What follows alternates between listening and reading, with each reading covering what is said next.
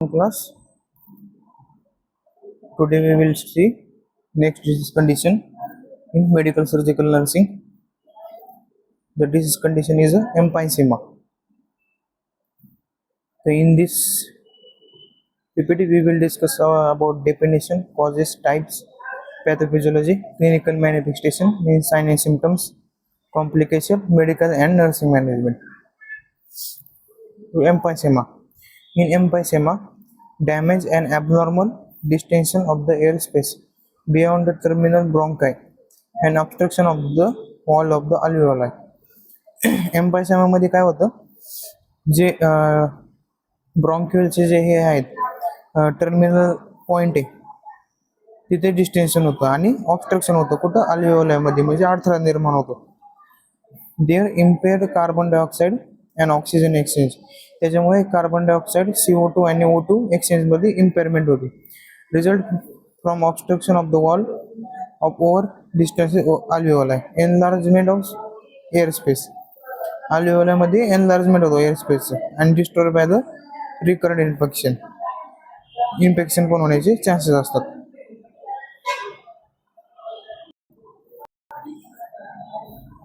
Diagram आहे बघा. When the wall of the alveoli destroy, the process will lead to the recurrent infection. जे terminal branch आहे अल्व्हेओलाईचे आणि ब्रॉन्क्युलचे तिथे आपल्याला इन्फेक्शन आणि इन्फ्लामेशन बघायला भेटतं. त्या ठिकाणी पॅनलोब्युलर एम्फायसेमा, त्यालाच PLE बोलतो. इकडे नॉर्मली असे असतात आणि प्लॅनलोब्युलर एम्फायसेमा मध्ये असे होतात. त्यांनी सेंट्रल लोब्युलर एम्फायसेमा, जे सेंट्रल आहे तिथे एम्फायसेमा होतो. नेक्स्ट कॉजेस कशामुळे होऊ शकतात, तर सिगरेट स्मोकिंग और सेकंड हँड स्मोकिंग, ह्याच्यामुळे पण एम्फायसेमा किंवा दुसरे पण कंडिशन खूप सारे कंडिशन होतात. Damage bronchial tube, bronchial tube मध्ये जर डॅमेज झाले असेल किंवा लंग्स मध्ये जर डॅमेज झाले असेल त्याच्यामुळे पण एम्फायसेमा होतो. और इट मे बी इनहेरिटेड, किंवा हा इनहेरिटेड डिसीज पण होऊ शकतो.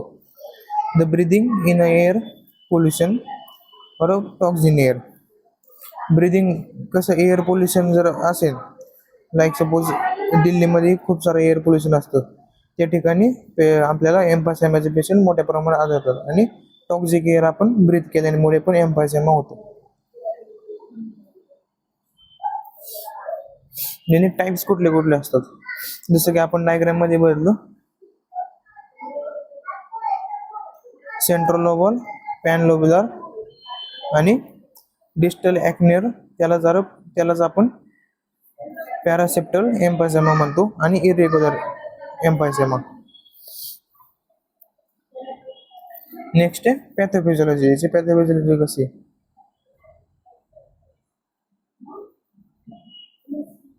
emphysema is an abnormal permanent enlargement of the air space distal to terminal bronchi. एम्फायसेमा मध्ये परमनंट एनलार्जमेंट होतं कुठे, डिस्टल पासून तर टर्मिनल ब्रॉन्काय पर्यंत. We discuss pathophysiology according to types of disease. आपण टाइप्स नुसार त्याची पॅथोफिजियोलॉजी एक्सप्लेन करणार आहे. तर पहिले सेंट्री ॲक्नियर एम्फायसेमा, त्यालाच आपण सेंट्री लोबल एम्फायसेमा बोलतो. The centre part of the acini are affected while distal alveoli are space separated. ह्याच्यामधलं ह्या टाइप मध्ये सेंट्रल जो पार्ट आहे ॲक्नेचा तिथे आपल्याला अफेक्शन झाले असतं. ॲक्ने काय असतात, form by the respiratory bronchioles, जे रेस्पिरेटरी ब्रॉन्कियल्स त्याच्यापासून ॲक्ने तयार होतात. This emphysema is a consequence of the cigarette smoking in a people who don't have congenital deficiency of alpha one antitrypsin. Alpha one antitrypsin एक hormone आहे, जे cigarette smoking करतात त्यांच्यामध्ये हे हार्मोन नसतं, कंजेनिटल डिफिशियन्सीमुळे होतं. हे इथे पण अजून तुम्हाला स्पष्ट दिसून जाईल. जो ब्रॉन्कियल आहे त्याच्या सेंटर भागात झाला तर सेंट्री ॲक्नियर, आणि जर डिस्टल झालं तर पॅरासेप्टल.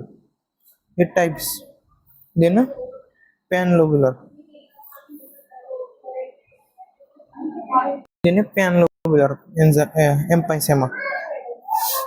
Acne are uniformly enlarged from the level of the respiratory bronchiole to the terminal blind alveoli. हे पॅनलोब्युलर मध्ये आपल्याला टर्मिनलच्या ब्रॉन्कियल मध्ये एनलार्जमेंट झालेलं बघायला भेटतं. Occur commonly in lower lung zone. Lower lung zone मध्ये आपल्याला मोस्ट ऑफली बघायला भेटतं. And occur in a people with alpha 1 antitrypsin deficiency. आणि ज्या पीपल मध्ये अल्फा 1 अँटीट्रिप्सिनची डेफिशियन्सी असते त्यांच्यामध्ये पण आपल्याला पॅनलोब्युलर एम्फायसेमा पाहायला भेटतो. नेक्स्ट थर्ड पार्ट टाइप आहे डिस्टल ॲक्नियर. त्यालाच आपण पॅरासेप्टल एम्फायसेमा बोलतो. Distal part of the acinus is involve. जो डिस्टल पार्ट आहे ब्रॉन्क्युअलचा ॲक्नियसचा, तिथे आपल्याला इन्फ्लामेशन एनलार्जमेंट पाहायला भेटते. While proximal portion is normal. आणि जो प्रॉक्झिमल पोर्शन असतो वरचा तो नॉर्मल असतो. It is more sticking adjacent to the pleura along the lobular connective tissue septa at the margin of the lobules. या ठिकाणी आपल्याला बघायला भेटतं हा emphysema. The characteristics findings are presence of multiple continuous enlargement of the air space. हे खूप साऱ्या प्रमाणात असतं आणि कंटिन्युअस एअर स्पेसचं एनलार्जमेंट बघायला भेटतं.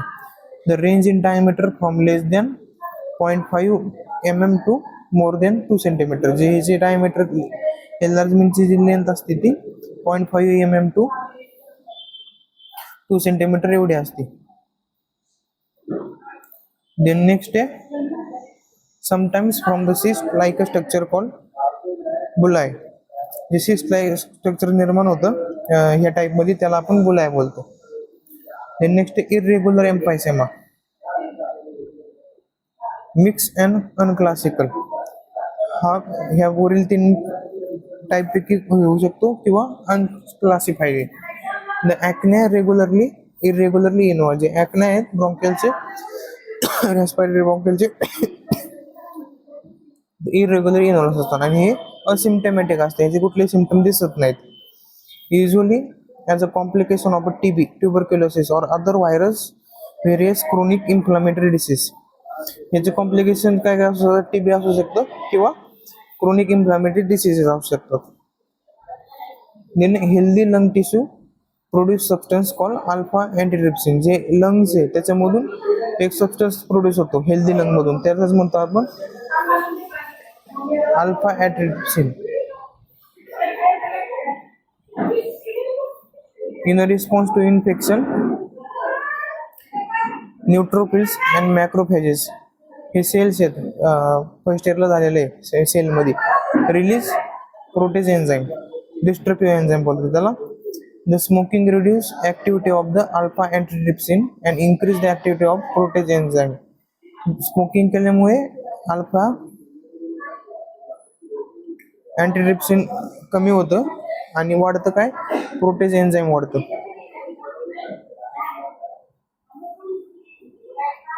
नेक्स्ट आहे protease destroy the elastic fibre that act for the elastic recoil that needed in exhalation. As a result, alveoli are over-inflamed as air become trapped in a lung. जेव्हा alveoli over-inflamed होतात, जी air आहे ती कुठं lung मध्ये trap होते आणि increase air volume pushes diaphragm downward. आणि air volume increase झाल्यामुळे जो डायफ्रॅम आहे तो खाली जातो, डाऊनवर्डला जातो आणि डिस्टर्बिंग द चेस्ट शेप. आणि जो चेस्टचा शेप आहे तिथं डिस्ट्रप्शन होतं अँड मेक ब्रिदिंग डिफिकल्टी. त्याच्यामुळे ब्रिदिंगला डिफिकल्टी होते.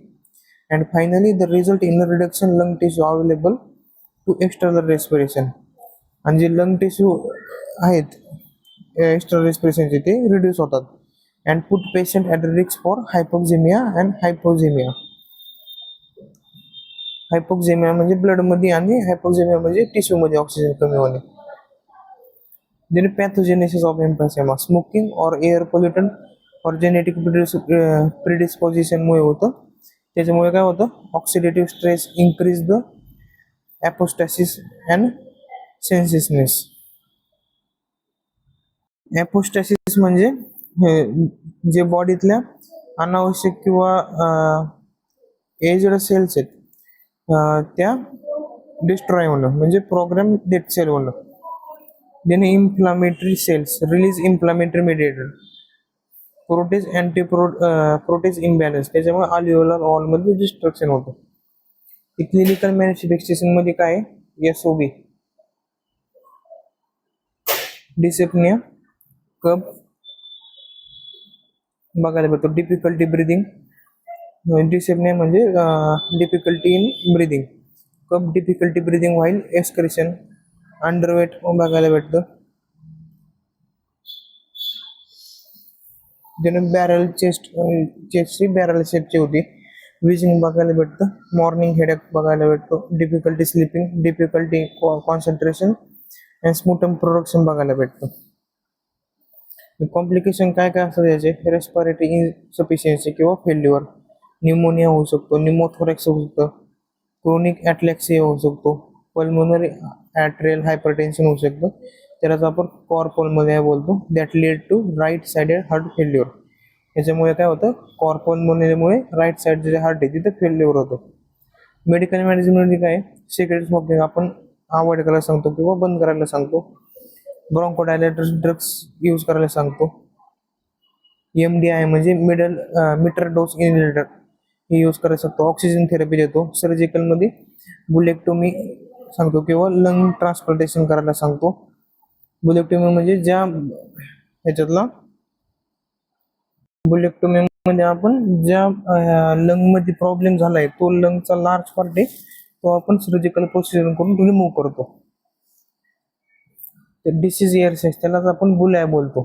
त्याच्यामुळे बुलेक्टोमी म्हणजे ज्या सॅक्समध्ये हे झालेलं डिसीज झालेला आहे, हा एम्फायसेमा, ती सॅकच रिमूव्ह करायची सर्जिकली, त्याला बुलेक्टोमी बोलतो. तर बुलेक्टोमी आपण कुठे कुठे करू शकतो, एम्फायसेमा आणि COPD मध्ये पण करू शकतो. आणि लंग व्हॉल्यूम रिडक्शन सर्जरी, तर मीटर डोस इनहेलर हे असं असतं बघा. त्याच्यानंतर होल्डिंग चेंबर आणि ड्राय पावडर इनहेलर, हे सगळे अस्थमा पेशंटमध्ये पण तुम्ही बघितले असतात. Then nursing management, administer low flow oxygen as needed. जर ऑक्सिजनची गरज असेल तर आपण लो फ्लोमध्ये येतो. व्हायटल सायन्स चेक करायचे, लंग साऊंड अस्कल्टेट करायचा. मेडिकेशन जे डॉक्टरने प्रिस्क्राईब केलेले आहेत ते आपण त्या ऑर्डरमध्ये द्यायचे.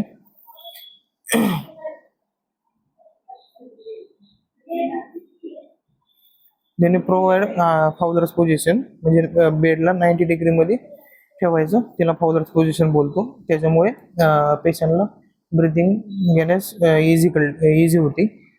अशी skin colour and temperature. Skin colour and temperature काय करायचं, तर स्किन कलर जर बॉडीमधला, सेलमधला किंवा ब्लडमधला ऑक्सिजन कमी झाला असेल तर स्किन कलरमध्ये चेंजेस होतात. अशीच रेस्पिरेटरी कंडिशन, पेशंटची रेस्पिरेटरी कंडिशन चेक करायची थ्रू व्हायटल सायन्स. अशीच pulmonary pulse oximetry. Pulse oximetry is a test used to measure the oxygen level in a blood. Blood मधला आपण ऑक्सिजन चेक करतो कशाने, ऑक्सिमेटरने. हे होतं आपलं एम्फायसेमा. थँक्यू.